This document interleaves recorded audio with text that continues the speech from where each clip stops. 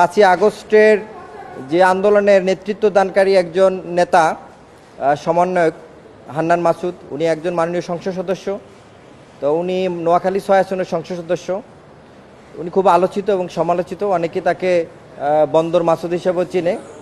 তো আমরা আসলে যে কারণে এসেছি, ওনার এলাকারই একজন ব্যক্তি ক্ষুব্ধ হয়ে বা ওনার যে সংসদ সদস্যের যে প্রার্থিতা সেটা চ্যালেঞ্জ করে একটি রিট দাখিল করেছে উচ্চ আদালতে, যেটি আজকেও কার্যতালিকা আছে অ্যানেক্স মেইন 20 নম্বর কোর্টে মাননীয় বিচারপতি রাজিক আল জলিল মহোদয়ের দ্বৈত বেঞ্চে আছে। তো আপনার যেই বিষয়টা উনি এসেছেন, আমি ওনার ফাইলিং লয়ার, যে বিষয়টা উনি এসেছেন সেটা হলো, আপনারা জানেন যে উনি একজন ছাত্র ছিল, ছাত্র থেকে সমন্বয়ক থেকে সংসদ সদস্য প্রার্থী।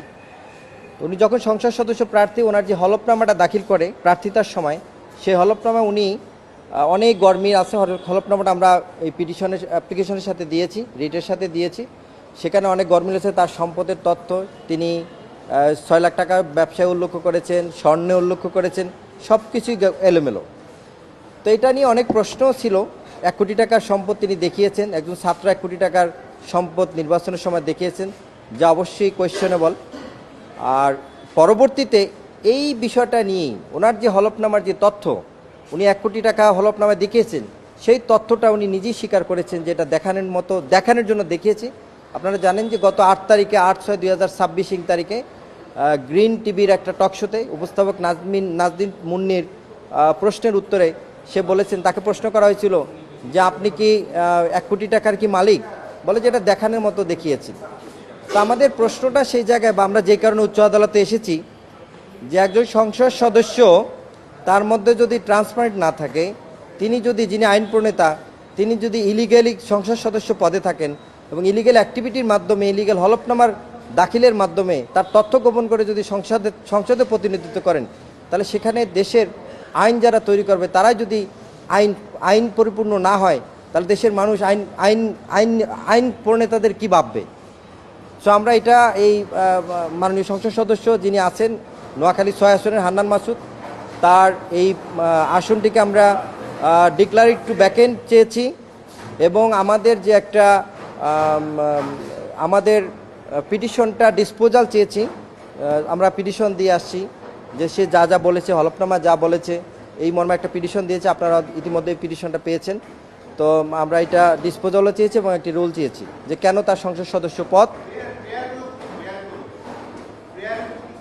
পেয়ারে ছিল। আমাদের পেয়ারে আমরা রুল চেয়েছি যে কেন তার সংসদ সদস্য পদ শূন্য ঘোষণা করা হবে না, কেননা সে ইতিমধ্যেই তার যে পদে থাকার যে যোগ্যতা, উনি শুরুতেই যে কাজটা করেছেন সেটা হলফনামায় বিভ্রান্ত তৈরি করেছেন, হলফনামা জালিয়াতি করেছেন, হলফনামায় মিথ্যা তথ্য দিয়েছেন। তার যদি 1 কোটি টাকার প্রপার্টি না থাকে, সে কেন দিয়েছেন সে নিজেই স্বীকার করলো। আবার সে কোথা থেকে 1 কোটি টাকার প্রপার্টি তার আসলো, এটা একটা তদন্তের বিষয়, ইনভেস্টিগেশন হতে পারে। পরবর্তীতে আমরা চাইতেই পারি, আমরা সেটাও চেয়েছি, সেই মর্মে একটা রুল চেয়েছি। এবং আমরা ডিরেকশন চেয়েছি টু ডিক্লেয়ার দ্য ভ্যাকেন্ট। এই আসনটাকে শূন্য ঘোষণার জন্য আমরা একটা ডিক্লারেশন চেয়েছি। এবং সর্বশেষ আমরা আরেকটা প্রেয়ার চেয়েছি, সেটা হলো ডিরেকশন টু ডিসপোজ। আমাদের যে পিটিশনটা ছিল ইলেকশন কমিশনে, সেই পিটিশনটা ডিসপোজাল চেয়েছি। স্পেসিফিক কোনো কিছু বের করার কোনো দরখাস্তকারীর কাজ না, কোনো দেশের নাগরিকের কাজ না। স্পেসিফিক তার পক্ষে কোনো কিছু বের করার দায়িত্ব দেশের আইন শৃঙ্খলা বাহিনী আছে, দেশের সরকারি আরও অন্যান্য সংস্থা আছে। এটা আমাদের কোনো দায়িত্ব না, আমাদের কোনো কাজ না। আমরা যখন জানতে পেরেছি, আমরা আগে কেন আসি নাই সে প্রশ্ন আপনি করেছেন। আগে এই কারণে আমরা আসতে পারি নাই, কারণ আগে আমরা তার তথ্যটা, আমরা নাগরিক হিসেবে, আমার যে পিটিশনার, সে অত তথ্য নাও জানতে পারে। সে যখন জানতে পারছে, তার নিজের মুখে স্বীকারোক্তিতে সে জানতে পেরেছেন, কেন সে নিজেই স্বীকারোক্তি দিয়েছেন যে এই যে এটা আপনার যে তার 1 কোটি টাকা, সেটা তার দেখানোর জন্য দেখিয়েছেন। তখন এটা নিয়ে যখন আলোচনা সমালোচনা, সে তখন তার হলফনামা বের করেছে।